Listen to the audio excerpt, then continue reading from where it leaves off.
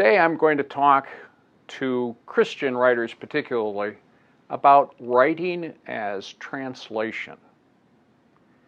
In 1969, when I was 21 years old, I went to Brazil as a Peace Corps volunteer and had the experience of learning in-depth Portuguese.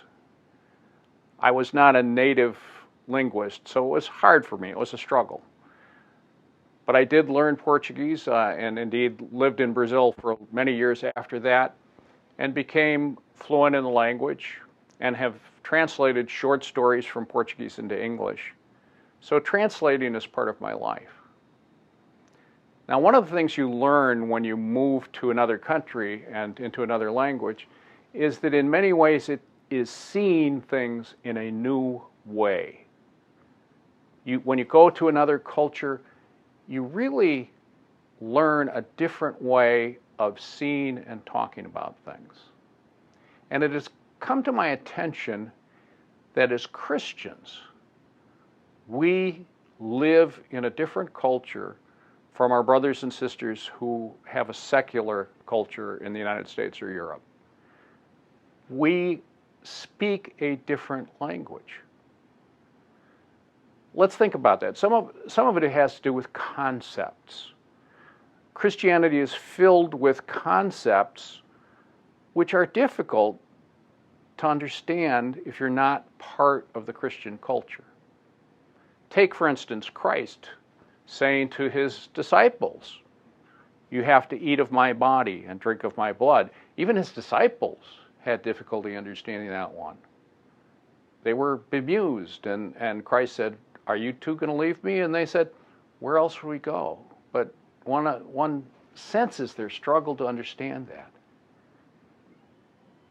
And there are many other concepts. For instance, the Christian concept to preserve your life, you have to lose it.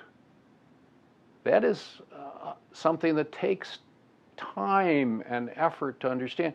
If you're born into or part of the Christian culture, you understand that, but a person outside does not. And I can speak of that because I was an agnostic until I was 22, 23 years old and later converted to Christianity. So I know what it's like to look at this and to be bemused. Another problem is our language, the language that we use. Words that we use as Christians. Humility, for instance, obedience, submission. These are words that have different meanings for secular people. They do not mean the same thing that we mean. And sometimes they do not mean anything at all to the people, or they're entirely negative concepts, like submission, for instance. Love is another word. We, as Christians, mean something deeper by love than most people do in our culture. And then we have secondary words. Words, for instance, as Catholics that we use: Mass, dogma, Orthodox, Eucharist. These words are generally either completely misunderstood by people outside of our church, Orthodoxy, for instance, or completely meaningless to them. Most people have no idea what Eucharist means if they're not part of the church.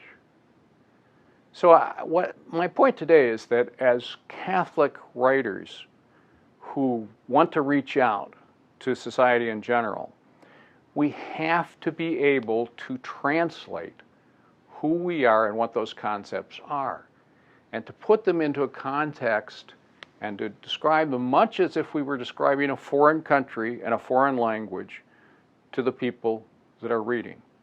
So, for instance, I write short stories set in Brazil, where the characters would be speaking Portuguese and living in a Brazilian culture. I need to write those stories, that's because I write them in English, so that an American who's never been to Brazil can appreciate what's going on. As a Christian writer, I have to be able to do the same thing.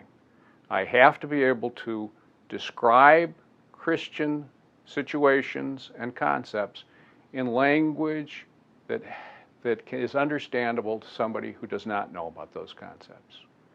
It's a challenge, and I challenge Christian writers to think about it.